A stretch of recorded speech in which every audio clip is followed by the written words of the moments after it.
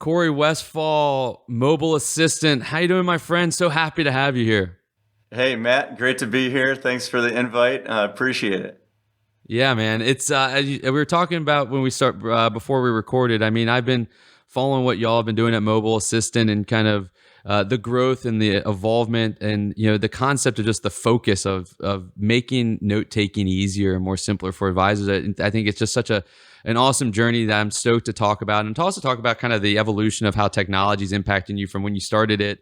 When you're 10 years old, 27, I'm kidding, but you've been doing it for 27 years. So Yeah. I'm really just stoked. And I've been following you as a thought leader as well in the industry. So I'm just really honored to have you here. Before we get going though, I always like to know about the journey. And, you're running Mobile Assistant, you're doing dictation for notes for financial advisors. What did the 13-year-old Corey Westphal want to do? Was this like, from the age of 13, you're like, you know what, I can't wait to do dictation for financial advisors. What did the 13-year-old Corey Westphal want to do?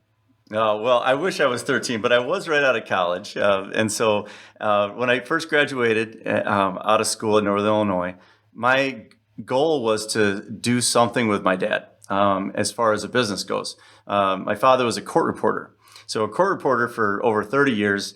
Imagine the stenographer in the courtroom, effortlessly taking down in shorthand everything that's being talked about in that courtroom. Well, that's what he did for so many years. And what we came up with was the idea of utilizing court reporters to actually perform medical transcription for doctors.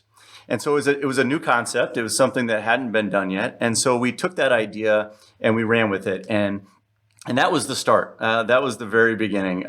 We grew that company over the years in just the medical transcription industry to over 150 employees. We had clients all over the country, and eventually we got to the point where it became obvious that utilizing court reporters for dictation, even though it was very fast, a lot of times there could be mistakes that would not be just individual words or misspellings or of characters that were misspelled. It would be phrases that would be wrong. So what we did is we really took that concept to help get ourselves started in the industry. But then we evolved over the years to the point where we're utilizing transcriptionists and then learning and trying to come up with new ways of introducing technology to help the transcriptionists that are straight typing to make them more productive and faster. But that human component, that's what's always been the foundation of our firm.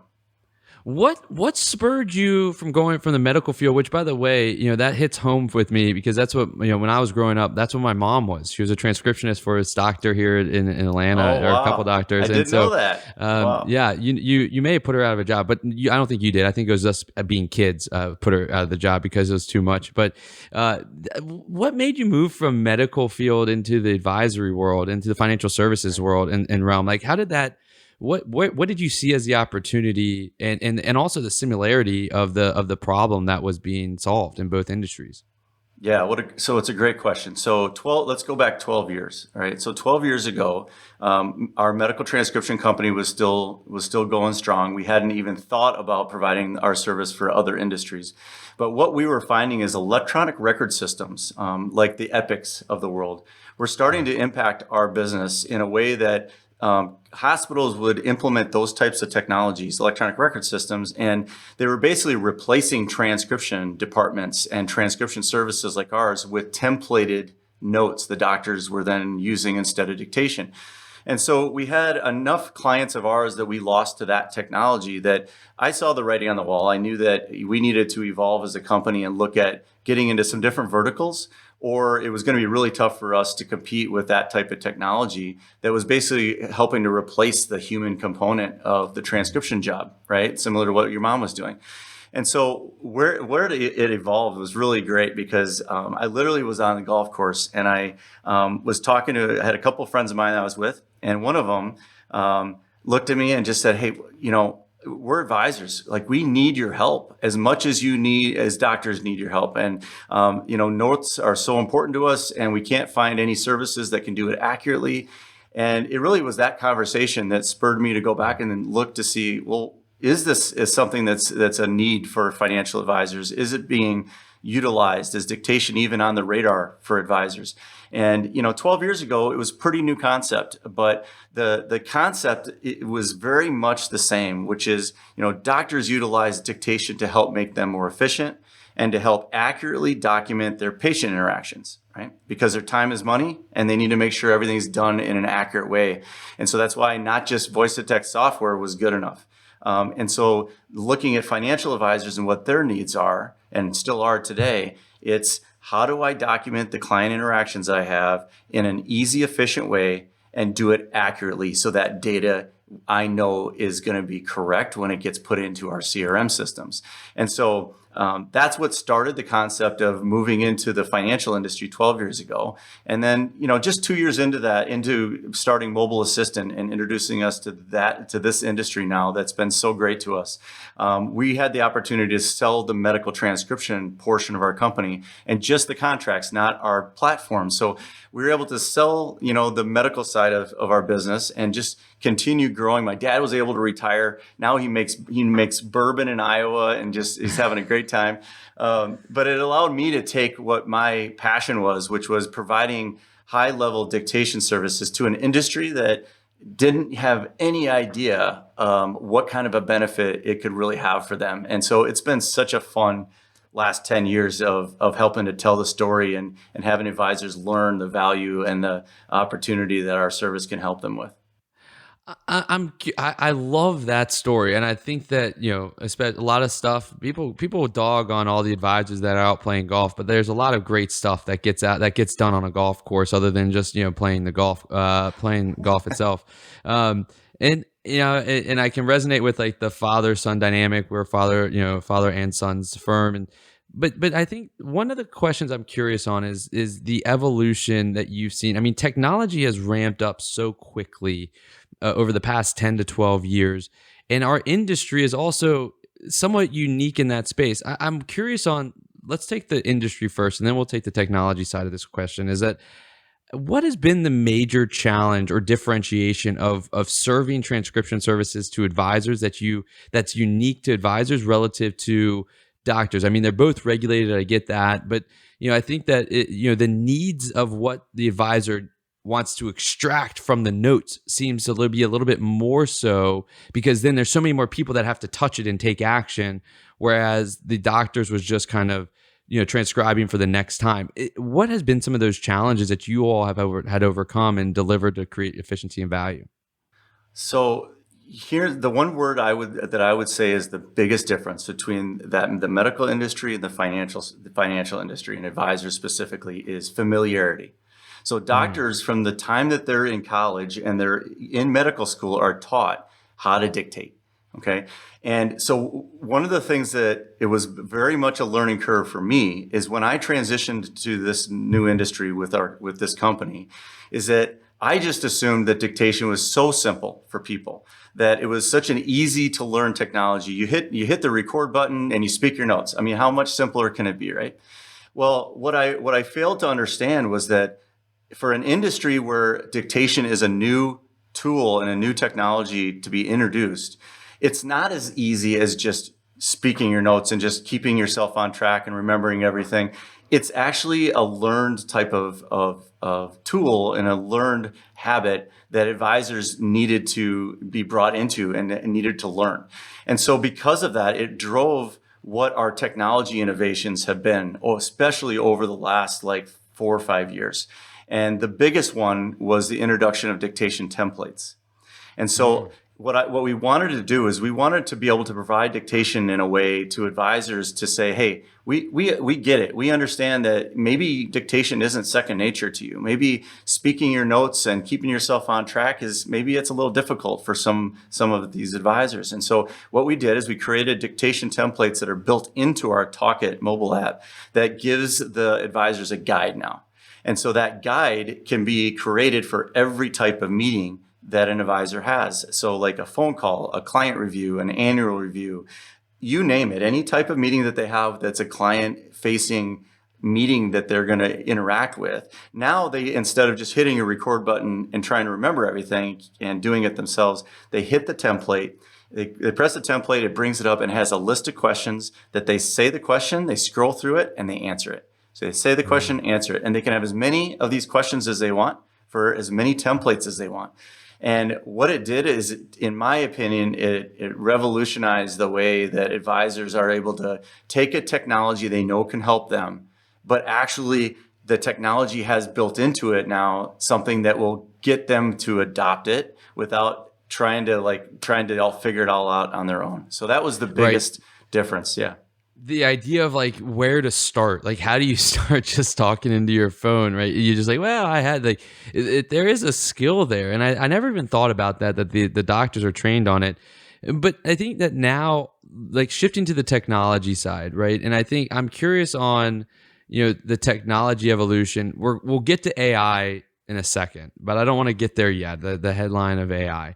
But you think about, when you first started in the financial services, it was fine just to be a standalone application. But now, given the open architecture of the industry and the need to be and the desire for advisors to be in like one area, what has that meant to, how has that, challenged you, and how have you overcome that to think about the product and how it's used and the consumer in a different way than maybe you did 12, 13 years ago?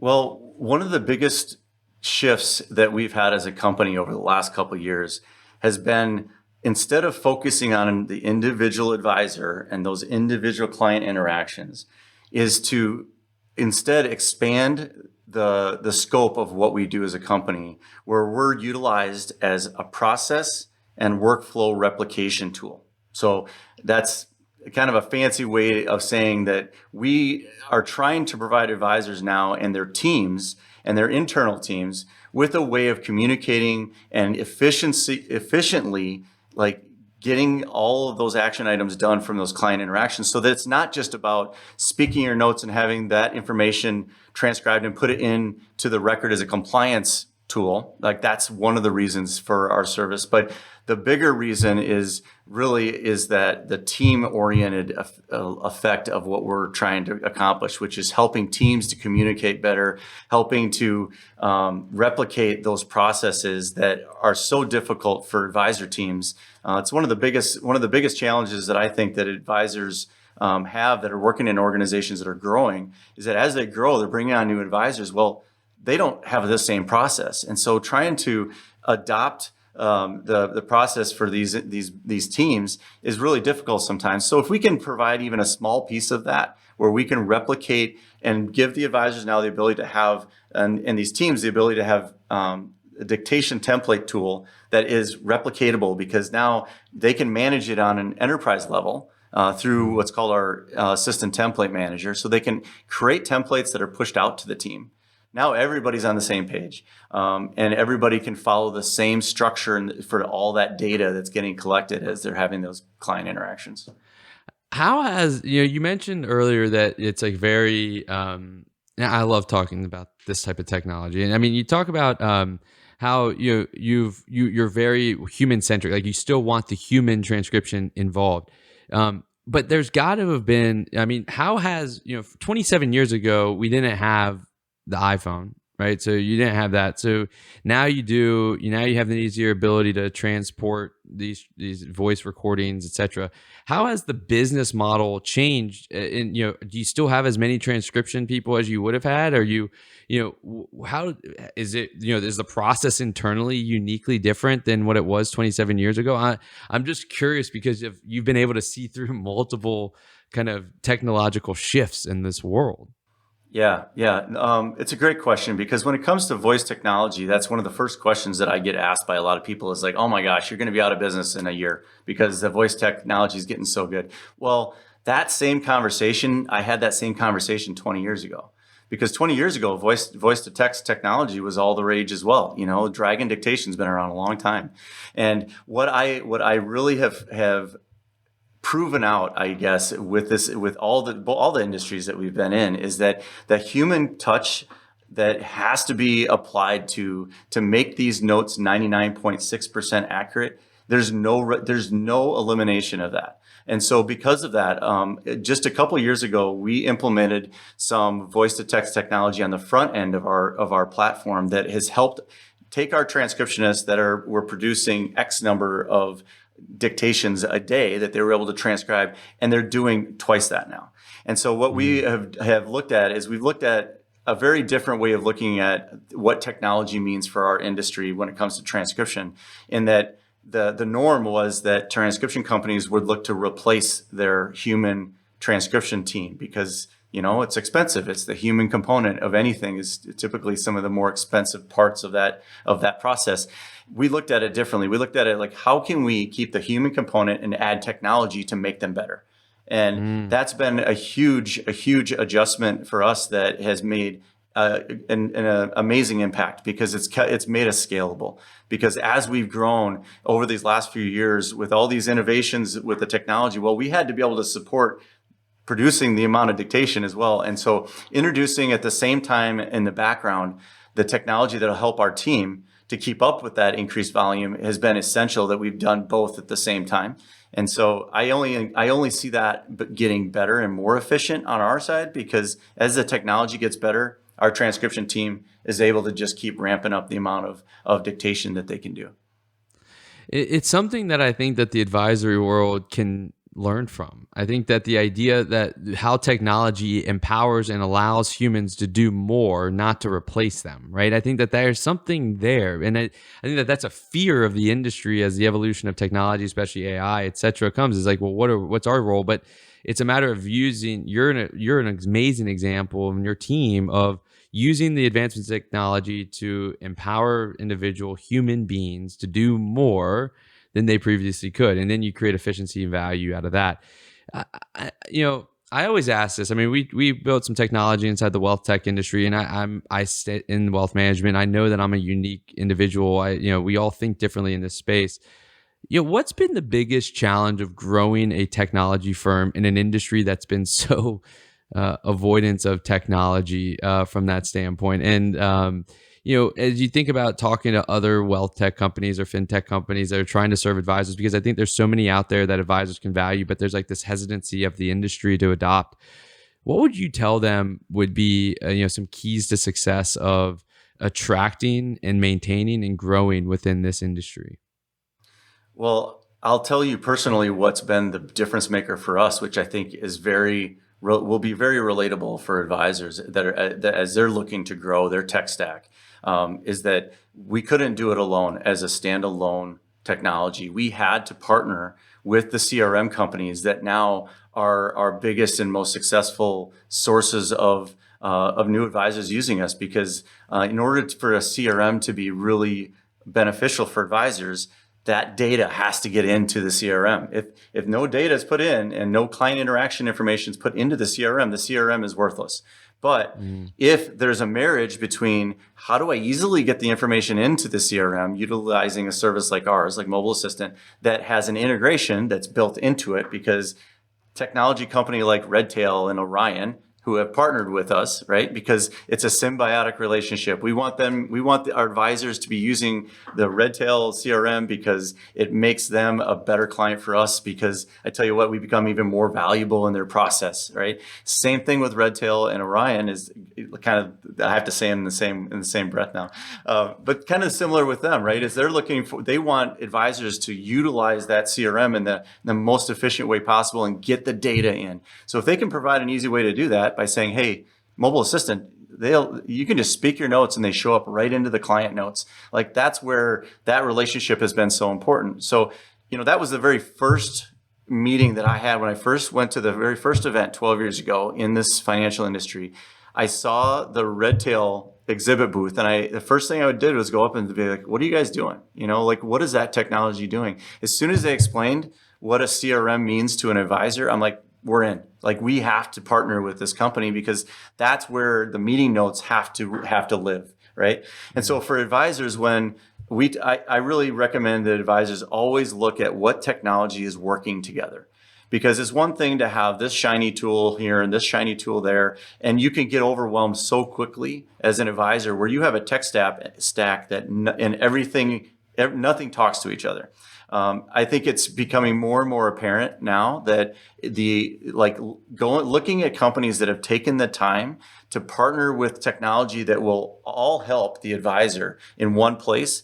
That's where the advisor can really benefit, is not just picking off the shelf technologies. Look at the ones that are working together, and it's not hard. Like, all you have to do is talk to the technology firms to see who are you partnering with. Like, what technology do you also incorporate that is going to make my life easier? And I think that's an important lesson to learn, is lean on the companies that are out there that are working together, like the Redtails of the world, because it's going to help.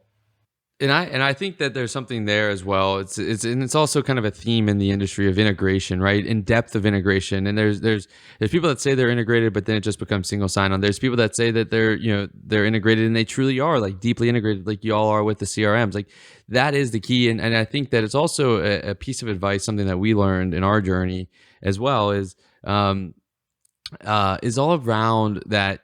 For a new wealth tech company, is find the core technology that advisors are already using and get into those, because that's going to be the highest rate of adoption, because it's hard for people to change, especially in this industry. And so I think that you are a leader in that, from that standpoint. I want to talk about one more thing on the note side, and then I want to talk about your journey on leadership, and we have to talk about AI and the impact and what it means to you all. I just, it's a disservice not to, is, note taking. I'm just curious, like, as a curious person, you all have dictated probably hundreds of thousands of notes for advisors.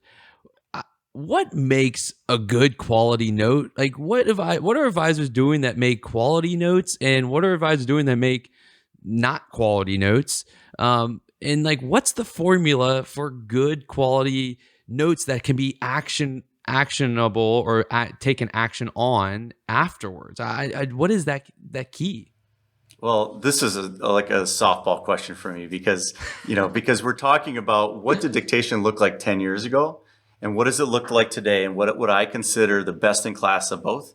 And 10 years ago, it was a paragraph of information, right? It was, you called a dictation hotline. There wasn't even a mobile app. You pick up a phone, it beeps at you, and then you speak for 10 minutes, right?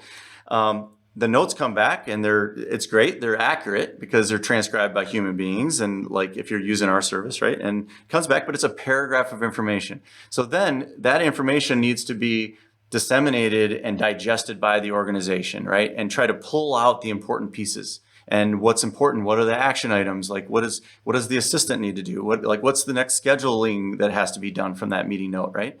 Well, now what we're seeing is the dictation templated format that we're providing advisors.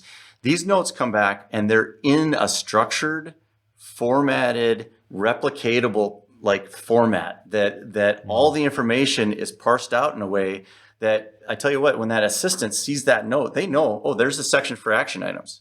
There it is. Okay, I'm going to take that, and I'm going to do something with it.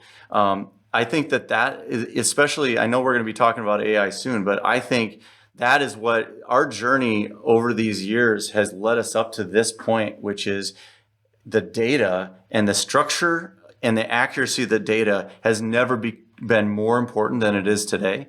And that's the biggest difference, in my opinion, between what do good meeting notes look like now compared to years ago. It's the structure and the accuracy of them that is completely different and makes it so much more efficient for the advisors and their teams. Yeah, I mean, and the ability to act on that type of thing. If it's structured, you can send pieces of those notes to certain people, and now you're kind of, it's an easier format to start acting on and doing it quicker, which is better service for the client, which is what we're all striving for. Before we're going to take like kind of a back road, and then we're going to get back on the regular road here, but I'm just curious. I mean, you have been a successful entrepreneur, and I think that a lot of advisors that listen to this, and a lot of advisors in general, are entrepreneurs at heart. You've been doing this for 27 years. You've been through multiple generation shifts of technology. You've been through multiple generations just in the life of the business. What are those 2 or 3 big, key points that you've learned up till now about building a business and sustaining it for a long period of time, especially in technology? That's just such an impressive feat. So I'm curious of what are some of those like key lessons you've learned in this entrepreneurial journey of just building a business in general? Well, it's such a great question, and I appreciate you asking me like it's something personally that I'm responsible for. But I tell you what, I'm not. It's 100% the people that you surround yourself with. That what I have done I think a very good job of over the years was to identify the key people that can make a difference, and then get out of their way. Make sure that they've got all the support that they need from you and the organization, and then let them do their thing and empower them to take on more and be able to really make a difference in the company. And so, I've got to I can't talk about this without giving a shout out to my wife. Stephanie Westphal is our COO. And she came on and started working with me personally about 7 years ago. And what she did is she was in the large insurance world, and she brought kind of I guess no easier way to say it than just a little corporate atmosphere when it came to structure, though, that it changed everything for our company, because we now have a structure where we have different departments that all meet together, we have one-on-ones, and we have this communication now within our organization that we didn't have before she joined us. And I think those are the two really big points to just talk to advisors about, and is that, get good people around you, and then let them do their thing. Give them the resources they need, but get out of their way. That's the biggest one. And then the second one is that communication aspect of it. Is that it's one thing to have good people, but if they're all operating in silos within your organization, I tell you, you lose so much efficiency, and you lose so much growth potential. Because when you get everyone together, like, that's one of the best things that we did is we have a standing meeting for all of our management team without me.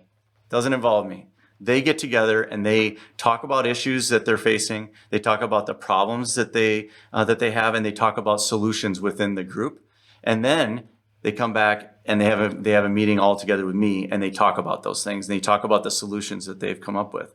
And that was, I know it sounds like an easy thing, but as an entrepreneur and as a CEO, which a lot of the advisors I would definitely say they're the CEO of their firm, right?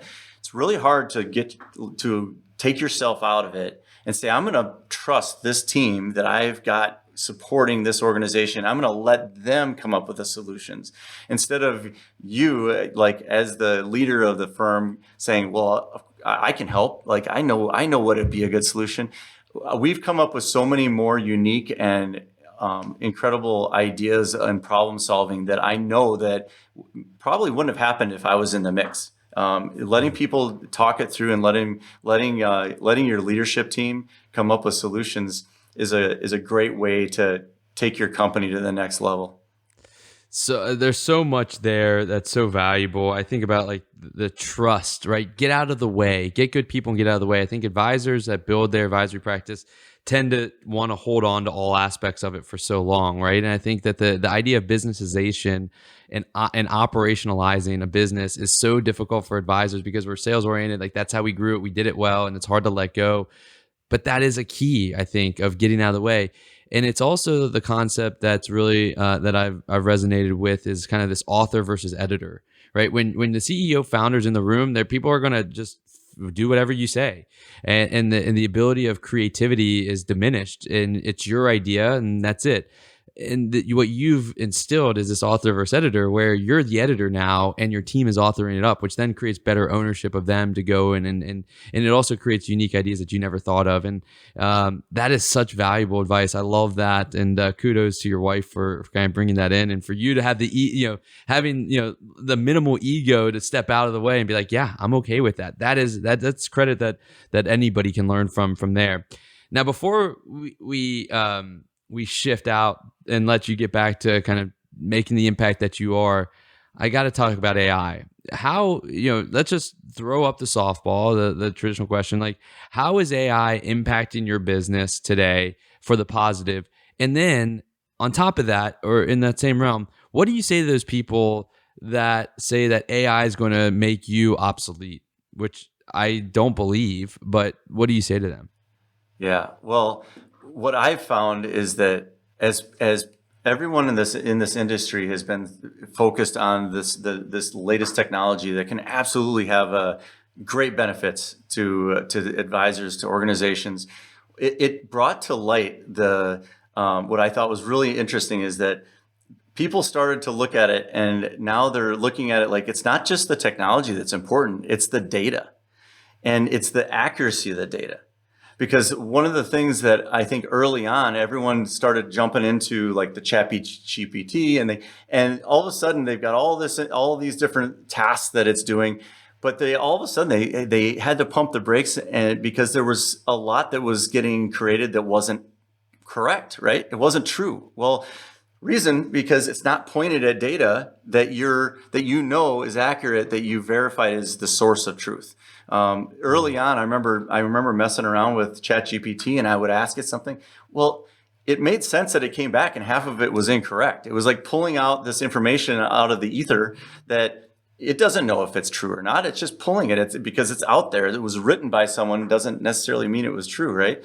And so where we're finding as a company that we have a seat at the table that is so important is because we're one of the few companies out there that actually creates data that's not only accurate, it's 99.6% accurate, that is actually reviewed and done and corrected by humans.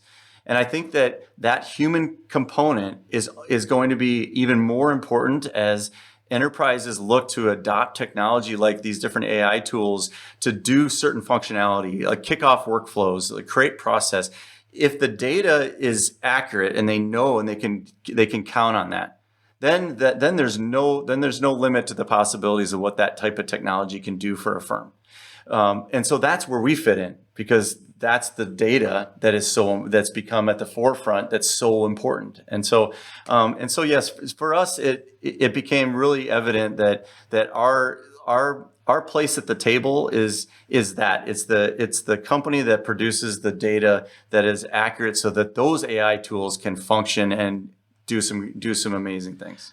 I think that mentality is so key, right? Is that it's making sure the accuracy is there, and then working in tandem with AI, as opposed to like looking at it. It's not this like a combative force, like we're better than AI, and it's not that, right? So many people are coming and be like, humans are better than AI. It's like, no, we're coming at it. We're going to say we're going to instill so you can use AI and make and trust the responses. We're going to be the kind of the data cleanser for you, which I think is such the better approach, and I'm sure it's probably helping your transcribers and going from that efficiency number, right? Continue to make them more efficient to transcribe more data or more conversations more quickly. So I think that's really, really cool on that side. Before I let you go, I've got to ask my two kind of questions that I ask everybody before they leave. And, I think I'm a constant curious learner, and I like to learn from people that are much smarter than me and more successful. And, you're in that realm. And so I ask, what is one of those books that, that we all should read, that you think that whether you've read it or you haven't read it, you need to reread it or read it first time again? Well, that's a great question. So when I thought about this, because like in all honesty, like it was given to me beforehand that, hey, there might be a book reference that you'd be looking for. So my sister's an author. She gave up a really lucrative job in the attorney field. She was a lawyer. And she struggled for years and got published, and now she has multiple books that are published. And so the name of her book is Goodwill, and you could get it on Amazon. If you type in Goodwill Tiffany, you'll see it. Her name is Tiffany Kaloran. Really proud of her. Writing is definitely a skill that is not an easy road. Like, hearing all the struggles that she had to come up and with these different stories and then actually get published is pretty remarkable. I love that. Did she use Mobile Assistant to transcribe her thoughts as she was writing the book? She actually has used this over the years from time to time, and yes, it's nice, the little stream of thought that she can every once in a while just speak what's on her mind. I'm happy to provide it to her. I love that. Now I'm going a little bit off my traditional way here, because I have a question, because I see it in the background. And I know your company by your logo, and I believe it's an elephant. And so I'm curious of why an elephant when it comes Yeah. to transcription. Elephants seem very slow, but transcription and how y'all do it seem very fast. So tell me more Yeah. about this the logo. Yeah, well, so this logo in particular is our new brand we just released in March this year. For those previous 12 years, we had an elephant that was, the name of the elephant was Ellie, and it became really near and dear to all our hearts. We loved the logo, we loved the look of it. And the origination of that was that when I first had started Mobile Assistant, I'm like, it needs to be a thing. I want our company to be associated with something and not have it be like a phone, right? And so what I thought about is like, what are the successful companies out there using? Well, they're using geckos and like animals, right? So I was like, what animal comes to mind when you think about dictation? And I tell you what, the elephant never forgets. Right. And so that was a big one. We've had a lot of fun with it too, where, the elephant became the compliance officer in the room, that you got to get that out. You got to get the elephant off your back, get the notes done. So we've had a lot of fun with it over the years. Shout out to Johnny Sandquist in the Three Crowns marketing team. They're actually the ones that took on the rebrand for us. And it wasn't easy. And he'd be the first to tell you, this new elephant looks very different than our old one. But the idea was, we're an enterprise solution now, and it's time to grow up a little bit, the way that our brand looks and feels. I'm like, I don't care what we do with our image and our brand, what it looks like, but we can't lose the elephant. And so I think mission accomplished. I love that. That's amazing. But and speaking of Three Crowns, I think you were on one of their podcasts as I was doing some research, and I have to ask this question now because you talk about growing up, but then y'all did a Star Wars themed advertisement. Tell me more about that. I guess I guess Star Wars is grown up. I guess there is there, but tell me more about the Star Wars themed ad series that you did campaign. Love this. Okay, so this is a good example of how you do grow up as a company, because I hired Three Crowns to help us with our marketing about 6 months ago. Right before that, I decided to go to a solution called Fiverr. It's online. You can basically hire kind of hired guns from the marketing side to be able to create content for you. And so I'm like, I was trying to think of what would be a fun way to kind of announce these new innovations we had with the templates and with ATM, and I'm like, how about a Star Wars theme? I don't know. I was just trying to come up with something interesting. So I gave this person this idea. They came back with the replication of lightsabers and things. It was fantastic. It was really more fun than anything. But my point is that's what happens when you have a non-marketing professional like myself that decides to take on the marketing for the innovation rebrands that we have, and so now you might notice it looks a little more professional now. I can appreciate that. I laugh because I think back to a lot of the stupid stuff that we did marketing wise to try to gain attention. I think about, we always say that, there's a joke around the office when we were, as we were growing up, was like, you're more than a hat rack. Like, I'm more than just a hat rack. Like, this mine has and so we did a video series that we wanted to be like, pardon my interruption, like ESPN with like a talking list of topics and like a bar on the bottom. I don't know if you watch Pardon My Interruption on ESPN or something. And we were going to be more than a hat rack, and we were going to wear hats during this. And we did it once, and the production was like, we have a video production individual on our team who's phenomenal, and she did a great job with it. And we looked at it and we watched it and we're like, this is ridiculously terrible. Like, the production quality was phenomenal, the content was horrendous, and it was like, we're like, this is gonna make it. And it was like that's why you need a grown-up in the room to help you be like great idea, Matt, but I think we're going to go this way. We just need some grown-ups in the room. I love that. They did a phenomenal job on the logo. It's memorable, right? I know Mobile Assistant by the elephant, and I think that the mission accomplished on that side. And Star Wars, I love that side of it. But thank you. Before I let you go, the last question I ask is, we talked about a ton here, and I really appreciate you taking the time and sharing this insight. But what's that one piece of actionable advice that you hope advisors or team members listening to this podcast take away? What's something that they can take away from this conversation, or maybe something we didn't talk about, that they can put into action tomorrow and be better, either in their business, their life, or whatever it may be? Well, hopefully this doesn't sound too cheesy, but one of the impacts that I played tennis in college, and I remember my freshman year, I was really struggling, and my coach at the time, Chuck Merzbacher is his name. He's down at Chattanooga now with their tennis team, but he put a little note in my mailbox. If you remember those mailboxes that were like all metal, the little 4x4 inch, little doors that you'd open up. Well, anyway, he'd put a note in there with just the quote that said, "Success is not final, failure is not fatal. It's a courage to continue that counts." And so what I took away from that was, no matter what kind of struggles you have, like, it's that perseverance. It's like taking the next step. It's making the mistake and then moving on from it and getting better. That's the way I've tried to live my life. That's the way I've tried to build this company. And I'd say that's something that I try to share with advisors when I can, is that something like that when I was 18 years old stuck with me for life. And I think it still resonates today. That's a Winston Churchill quote. And so that would be the one thing I would recommend very highly to advisors. Just keep that in mind. Like, there's going to be failures. It's not the end of the world. There's going to be successes. That's not the end all be all either. There's going to be new challenges, and just try to, just keep going, continue. Incredible. I think that keeping that somewhere where you can see it every day will make you a better advisor, better leader, better spouse, better person, better whatever it may be. So I love that, Corey, man. That's awesome.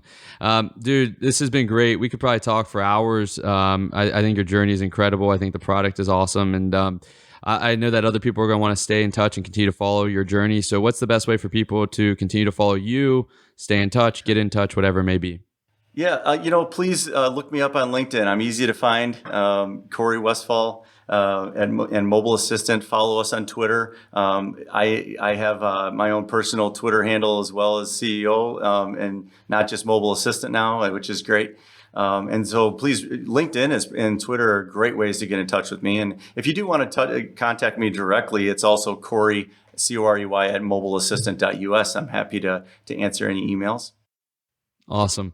Corey Westphal, thanks, man. I'm so inspired by what you are doing, and can't wait to continue to see how you change the industry and note-taking and everything of that nature. So thanks for taking time with us here on Bridging the Gap. Hey, thanks, Matt, for having me. Appreciate it.